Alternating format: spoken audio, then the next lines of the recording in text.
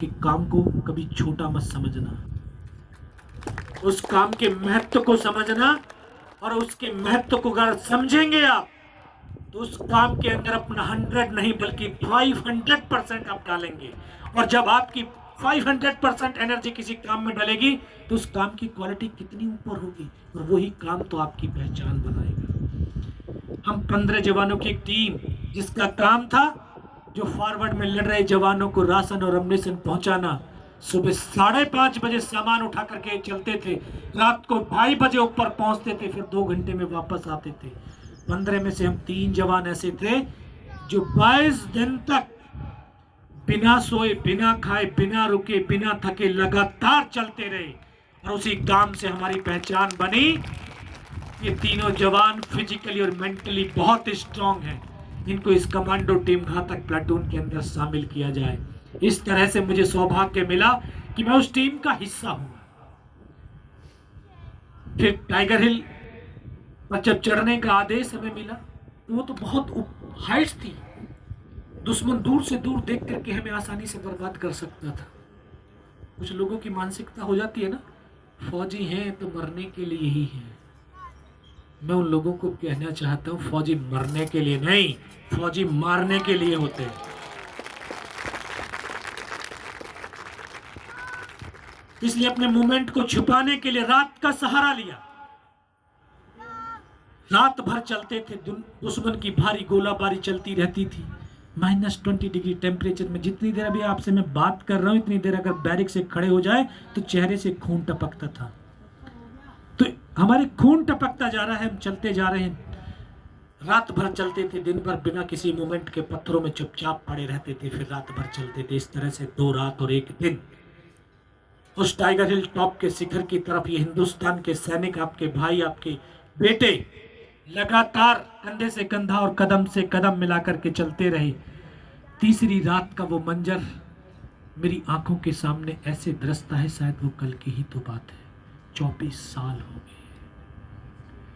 आज तक आपने मूवी के अंदर देखा होगा कि गर्दनें कटती हैं और धड़ चलते हैं। मैंने उन पलों को जिया है। मुझे वो पल याद है कि जब मैं सर से लेकर के पैर तक लहूलुहान था, और मेरा एक साथी मुझे फर्स्ट एड करने के लिए जो मेरे सामने बैठा था, उसकी अपनी पॉलिथीन फाड़ता, यहाँ पे गोली लगती, उसको यहाँ से पूरा सर निकलता हुआ देखा। मेरा एक ट्रेनिंग का साथी था, रूममेट थे, ग्रेनेडियर अनंतराम से बगल में बैठा था। मैं उसको सिर्फ इतना ही बोल पाया, अनंतराम सर को तो गोली लगी है। और उसके मुख से क्या ये शब्द निकला, उसको ऐसे सीने में गोलियां लगी, यहाँ से पूरी फेफड़ों की खून छोड़ते पागल में आकर के गोद में लेट गया। एक साथी और एक आगे बढ़ा हेल्प के लिए। जैसे वो खड़ा हुआ, वहीं पर एक आटे का बम गिरता, यहाँ से गर्दन कट के जमीन पर गिरती और 2 कदम तक धड़ चल करके जमीन पर गिर जाता है। जब शरीर का कोई अंग कट के जमीन पर गिरता है, उसकी जिस तरह से वो वेदना होती है उसको शब्दों में बयान नहीं कर सकता। एक और साथी था, वो आगे बढ़ने लगा, फिर एक और बम गिरता है, उसके दोनों हाथ दोनों पैर कट के जमीन पर गिर जाते हैं। ऐसे एक एक करके मेरे तमाम साथी शहीद हो गए।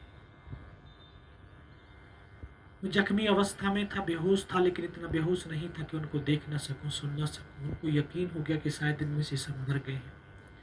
एक कमांडर था, बोला इनको रीचेक तो करो, इनमें से कोई जिंदा तो नहीं। पाकिस्तान के जवान हमारे जवानों के शरीरों के अंदर इस तरह से जब गोलियां मारने लगे तो उनकी बॉडियां ऐसे उछलती थी हमारे जवानों की। सामने वाले को मारा, उसकी बॉडी उछली, बगल वाले को मारा, मैं भी इस तरह से पड़ा। उसने फर्स्ट में यहाँ पे गोलियां मारी, फिर इस तरह से पैर में गोलियां मारी। मैं देख रहा हूँ कि धुआं निकल रहा है, लेकिन उस गोली की पीड़ा को चुपचाप पड़ा सहता रहा। उनको यकीन हो गया कि इनमें से कोई जिंदा ही नहीं है। फिर उन्होंने अमानवीय क्रूरताओं का तांडव शुरू किया। हमारे जवानों के शरीर के अंदर बूट की ठोकरें, पत्थर, गालियां देना शुरू कर दिया। इन आंखों से सब कुछ देखता भी रहा, सहता भी रहा। बहुत देर तक ये तांडव चला। उसके बाद हमारा नीचे पोस्ट था, 500 मीटर नीचे लगभग। उस पोस्ट को कैप्चर करने के लिए उनके कमांडर ने टाइगर हिल के बगल में मस्को वैली, जहाँ उनका बेस कैंप था उसको मैसेज दिया। जब वो आवाज़ मेरे कानों तक पड़ी तो मुझे लगा कि आज तो मेरी पूरी टीम खत्म हो जाएगी। तब ऊपर वाले से एक ही प्रार्थना करी कि मुझे इतने जिंदा रख देना कि मैं अपने साथियों तक सूचना दे सकूं। अगर निस्वार्थ भाव और सच्ची श्रद्धा के साथ उस परम पिता परमेश्वर को, उस ईश्वर को, अल्लाह को, वाहिगुरु को याद करते हैं तो शक्तियां जरूर साथ देती हैं। चुपचाप पड़ा रहा, चारों तरफ तो मौत ही मौत खड़ी है, लेकिन जाना है, बचना भी है, नीचे पहुंचना भी है। फिर उनके कमांडर ने बोला इनके हथियार उठा लो। तो उनके एक जवान आकर के दोबारा से गोलियां मारने लगा और फिर एक वेपन उठाने लगा। तब तक मन मस्तिष्क के अंदर एक विश्वास पैदा किया कि अगर इसने सर और सीने में गोली नहीं मारी, चाहे मेरा हाथ पैर दोनों ही काट करके क्यों ना ले जाएं, मैं उफ तक नहीं करूंगा और मैं जिंदा भी रहूंगा। उसी विश्वास की बदौलत आज आपके सामने भी हूं।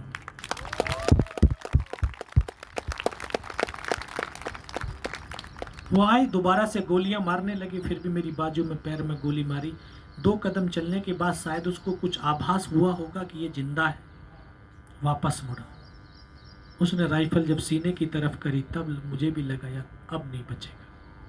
लेकिन कहते हैं जाको राखी सैया मार सकी ना कोई, और इस देश को भारत माँ बोलते हैं। ये कोई कंकर और मिट्टी वाली जमीन नहीं है, ये सच में माँ है, सजीव है। माँ भारती अपने बेटों की वीरता, शौर्य, बलिदान को कभी दफन होने ही नहीं देती। किसी न किसी एक को जरूर माध्यम चुनती है।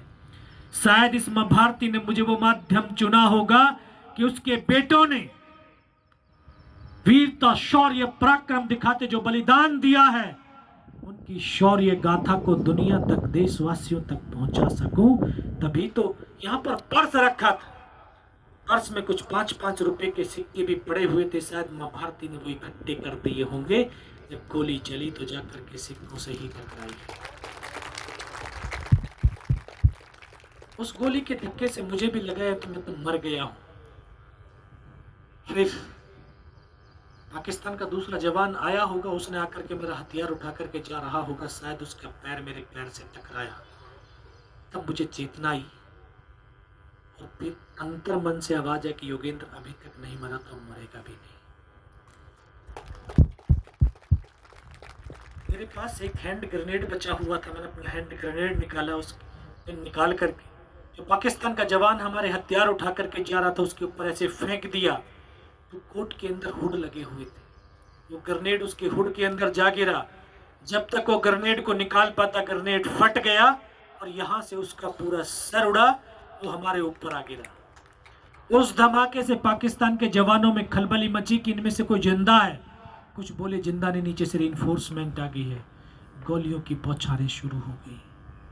बस वही एक ऐसा पल था, मैंने दोनों हाथों से उसकी राइफल को उठाने की कोशिश करी, लेकिन ये हाथ तो हिला ही नहीं। इस हाथ की पूरी हड्डी निकल करके बाहर थी, सिर्फ कंधा कंधा हिला। फिर एक हाथ से राइफल को उठाया, वहां से ऐसे फायरिंग किया और 4-5 पाकिस्तानियों को मौत के नींद सुलाया। फिर इसी हाथ से पलटा खाया, दूसरे पत्थर से, तीसरे पत्थर से 4-5 जगह से फायरिंग किया। उनको फिर लगा कि यहाँ पर अकेला नहीं है, बल्कि फौज की दूसरी टुकड़ी ऊपर चढ़ाई है। वहां से वो भाग खड़े हुए। चल तो सकता नहीं था, लेकिन खिसकता, रेंगता, फायर करता 4-5 मीटर तक उनके पीछे गया। 4-5 मीटर जाने के बाद देखता हूं सामने तो उनका लंगर चल रहा है, उनके लिविंग टेंट लगे हुए हैं, उनके वेपन का डिप्लॉयमेंट है, और वो सब कुछ छोड़ करके भागते चले जा रहे हैं। दोस्तों, हम पढ़ते हैं, सुनते हैं कि दुनिया में 200 से ज्यादा राष्ट्र हैं, सबकी तो अपनी अपनी सेनाएं हैं, लेकिन हिंदुस्तान की फौज पूरी दुनिया में विख्यात और प्रख्यात है। तो उस भाव और भावना से दूसरे देश के सेना के 10 जवानों की टीम में से अगर 3 मर जाते हैं तो 7 भाग जाते हैं, लेकिन हिंदुस्तान के 10 जवानों की टीम में से अगर 9 शहीद हो गए तो 10वां भी उसी समय अपने साथियों के साथ वहीं पर शहीद होता है, क्योंकि उसको संस्कार इस राष्ट्र से मिले हैं और इस राष्ट्र की माओ से मिले हैं। हमारी माँ ही तो कहती हैं कि सीने का दूध पिलाया है, सीने पर गोली खाना, कभी पीठ पर मत मार। आपने देखा होगा, कभी सैनिक के पार्थिव शरीर देखने का सौभाग्य मिला होगा, और तो आपके उसके कफन को उठा करके कभी जीवन में मिलता है तो देख लेना, उसके सीने पर गोलियों के निशान होंगे, कभी पीठ पर गोली का निशान नहीं हो सकता है। मुझे भी था मरना है, लेकिन मरेंगे तो मार करके मरेंगे। देख रहा हूं भागते हुए चले जा रहे हैं, अकेला बहुत देर तक वहां पर पड़ा रहा। फिर मन मस्तिष्क के अंदर थॉट बहुत प्रबल होने लगा कि यार अपने साथियों को बचाना है, नीचे जाना है। धीरे धीरे खिसकता खिसकता रेंगता रेंगता अपने उन साथियों तक आया जहां पर वो शहीद हो गए थे। फिर मन में लगा कि हो सकता है इनमें से मेरी तरह कोई जिंदा होगा। आकर के एक एक को देखने लगा, किसी का पूरा सर निकला हुआ बाहर था, किसी के पूरे फेफड़े निकले हुए बाहर थे। ये 8-7 मीटर का ऐसे वो स्पेस था, उसमें डेड बॉडियां ही डेड बॉडियां पड़ी हुई थी, और वो भी छत विक्षिप्त होकर के। ये 19 साल का लड़का उन बॉडियों के बीच में पड़ा हुआ था, बेबस था, लाचार था, लेकिन हताश और निराश नहीं था। जहां तक मैं अपनी निगाह से देख सकता था, सिर्फ बर्फ और पहाड़ के सिवा कुछ नजर नहीं आता। 2.5 साल की सर्विस थी, ये भी पता नहीं कि हिंदुस्तान पाकिस्तान किस तरफ है, कहाँ जाना है, कहाँ जाऊं, कैसे जाऊं, कुछ समझ नहीं आ रहा। बहुत देर रोया, फिर धीरे धीरे रोते रोते फिर अपने आप को संभाला। कई बार रोते हैं ना, रोने से हम अपने आप से कनेक्ट होते हैं। कभी देखना रोने के बाद, जिस तरह से आज आप सुबह इतना वॉक करके आए, फिर आकर के संगीत सुना होगा तो आपको ये संगीत बड़ा अच्छा लगा होगा, क्योंकि कुछ आप पसीना बहा करके आए थे, कुछ बॉडी में थकान आई, एक संगीत का जो स्वर आपके हृदय को, मन को आप एक कुछ मिलने लगा कि हाँ यार ये मेरी खुराक थी, थकान की खुराक को मिटाने के लिए। ऐसे ही जब हम कभी रोते हैं और रुसते होते हैं तो हम अपने सोल से, अपने आप से कनेक्ट होते हैं। मैं शायद अपने परमात्मा से कनेक्ट हुआ होऊंगा, क्योंकि हमने समर्पण करना नहीं सीखा। सारे पूजा करते हैं ना, सुबह आरती भी लगाते हैं, दीप धूप भी दिखाते हैं, हम उपासना करते हैं, साधना नहीं करते। हम मांगते रहते हैं भगवान से, भगवान मुझे ये दे दे, मुझे ये दे दे, मुझे ये दे दे। कभी तो भगवान को धन्यवाद कीजिए कि आज का तूने जो जीवन दिया है, इसको मैं मन मुताबिक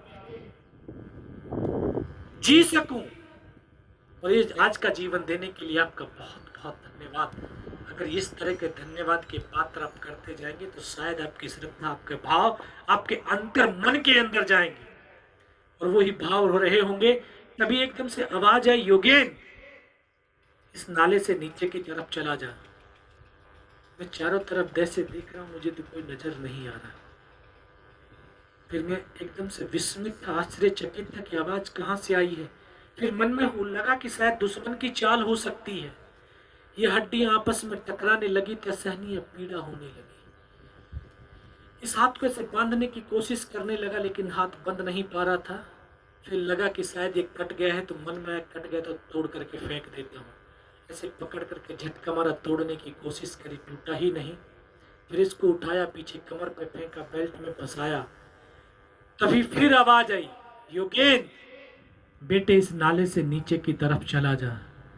500 मीटर पत्थरों में लुढ़कता हुआ नीचे की तरफ चला आया। एकदम से गड्ढा, एक हाथ से पत्थर पकड़ करके लटका हुआ था। तब मुझे लगा कि शायद मैं पाकिस्तान की तरफ आ गया हूँ। नीचे देखा तो मेरे साथी मुझे नजर आए, उनको आवाज दिया, वहां से दौड़ करके आए। जो आप मूवी में देखते हैं ना, कोई ग्रेनेड फटता है, पूरा ड्रेस उसके चिथड़े हो जाते हैं, फटी होती, सेम कंडीशन थी। कोई कह नहीं रहा था कि जिंदा रहेगा, सबको था थोड़ी बहुत देर बाद ये भी मर जाएगा, लेकिन मन के अंदर विश्वास था कि मैं जिंदा रहूंगा। मैं उनको बोला, सर मुझे कुछ नहीं होगा, सिर्फ इस पोस्ट को बचा लो कैसे भी करके। साथियों, पहाड़ियों पर चढ़ना बहुत आसान है, लेकिन उतरना बहुत मुश्किल है। पीछे कमांडिंग ऑफिसर को सूचना दिया तो उन्होंने बोला, इस लड़के को जल्दी से जल्दी मेरे पास पहुंचाओ। दिन का 1:30 बज रहा था। वहां से कमांडिंग ऑफिसर के पास पहुंचते पहुंचते इतना वक्त लग गया था कि शाम हो गई और मुझे भी दिखाई देना बिल्कुल बंद हो गया, क्योंकि इतना लहू बह चुका था। फिर उनके पास पहुंचता हूँ, उनकी आवाज़ मेरे कानों में पड़ती है, बोलते हैं बेटा मेरे को पहचानता है? मैं कहा साहब दिखाई तो कुछ दे ही नहीं रहा। तेरा कमांडिंग ऑफिसर कर्नल खुशहाल चंद ठाकुर, जय हिंद साहब, बहुत तेज सर्दी लग रही है। उन्होंने अपने टेंट के अंदर मुझे लिटाया, 3-4 स्टॉप जलवाए, थोड़ा सा गर्मी सी महसूस हुई, अभी बारूद की वजह से जबान ऐंठने लगी थी। साहब थोड़ा सा पानी पिला दो। बोला पानी नहीं मिलेगा। डॉक्टर ने सुना, डॉक्टर दौड़ता हुआ आया, उन्होंने आकर के बोला नहीं बेटा मैं पानी पिलाता हूँ। थोड़ी सी ग्लूकोज की बोतल पिलाई, थोड़ी सी एनर्जी सी महसूस हुई। कुछ बता सकता है? बता सकता। तब ऊपर का तमाम घटनाक्रम उनको बताया और लास्ट में बोलते जवान की रिक्वायरमेंट क्या है बेटा ये बता। साहब जवान की रिक्वायरमेंट अम्नेशन और फील्ड पट्टी की है। क्यों? खाने के लिए नहीं चाहिए? सब खाने के लिए तो भूख ही नहीं लगती। 72 घंटे से भी ज्यादा का समय हो गया था। हम एक बड्डी पेयर, ये पार्ले जी वाले बिस्किट के पैकेट थे, हमने सिर्फ आधा बिस्कुट का पैकेट खाया था, आधा तो बैलेंस था। सर भूख ही नहीं लगती है। इतना कहते कहते फिर डॉक्टर ने कौन सा इंजेक्शन लगाया, फिर मुझे पता नहीं मैं कहाँ पर हूँ। 3 दिन के बाद होश आया, देखा ऊपर पंखा चल रहा है, पता चला। मैंने पूछा पहले मैं हूँ कहाँ? बोला 92 बेस हॉस्पिटल श्रीनगर। और वहीं पर मुझे सूचना मिली कि उसी रात को दोबारा से हमारी फौज ने, हमारी टीम ने उस टाइगर हिल टॉप के ऊपर हमला किया और बिना कुछ कैजुअलिटी के उस टाइगर हिल टॉप के ऊपर तिरंगा फहरा दिया। टाइगर हिल की जीत के बाद कारगिल युद्ध का यू टर्न हो गया था, सीजफायर हो गया था, और आज हम 26 जुलाई को कारगिल विजय दिवस के रूप में मनाते हैं। मुझे भी वहां से बेस हॉस्पिटल दिल्ली भेजा, 16 महीने हॉस्पिटल में रहा और उसके बाद फिर मैं वापस भारतीय सेना में गया और 25 साल सेवा करके सेवानिवृत्त हुआ हूं, लेकिन अपने कर्तव्य और दायित्वों से निवृत्त नहीं हुआ हूं। इसलिए देश के कोने कोने के अंदर हम कहते हैं ना हमारी 9 देवियों का देश है, सच में 9 कल्चर है। मेरा सिर्फ नॉर्थ ईस्ट बचा हुआ था। मेरा भी मार्च में वो 7 स्टेट को जब कवर किया, त्रिपुरा पहुंचा तो पूरा हिंदुस्तान का नक्शा नजर आया और लगा कि भारत माँ के जो 9 रंग आज यहां से क्लियर दिख रहे हैं। तो बस मेरा एक ही काम है, एक ही मकसद है कि युवाओं को देश के साथ कनेक्ट करें। और हम आप सबके मन में विचार आता है कि हम क्या करें। आप बहुत कुछ कर सकते हैं। जिस तरह से आज की एक पहल थी कि आपने आज एक पौधा लगाया, एक इन्वायरमेंट को स्वच्छ बना